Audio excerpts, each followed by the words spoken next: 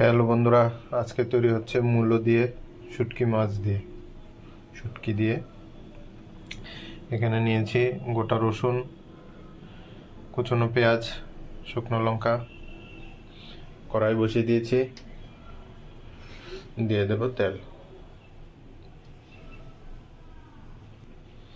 এবার তার মধ্যে দিয়ে দেব শুকনো লঙ্কাগুলো।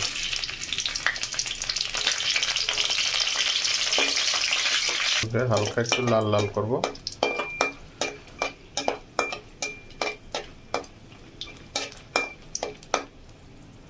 হয়ে গেছে, এবার তার মধ্যে দিয়ে দেব গোটা রসুন আর কুচনো পেঁয়াজ।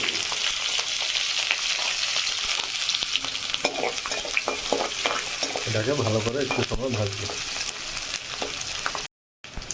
হালকা ভাজা হয়ে গেছে, এবার তার মধ্যে দিয়ে দেব এই মূলা আর এই শুটকিটা একসাথে দিয়ে দেব।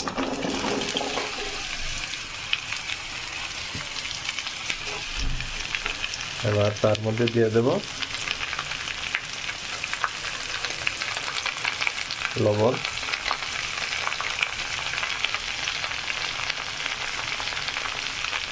হলুদ,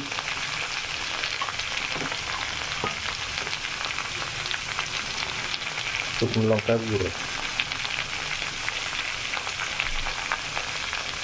দিয়ে এটাকে আবার ভালো করে ঢাকা দিয়ে দিয়ে ভাজবো। দেখুন সুন্দর কষানো হয়ে গেছে, এবার তার মধ্যে দিয়ে দেবো জল।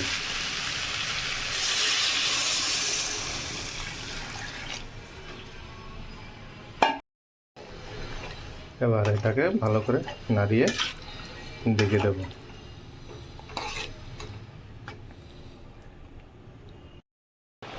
দেখুন একদম সুন্দর হয়ে গেছে। একটু হালকা ঝোল ঝোল রাখবো। এবার তার মধ্যে দিয়ে দেব এই ভাজা করা শুকনো মাছগুলো দিয়ে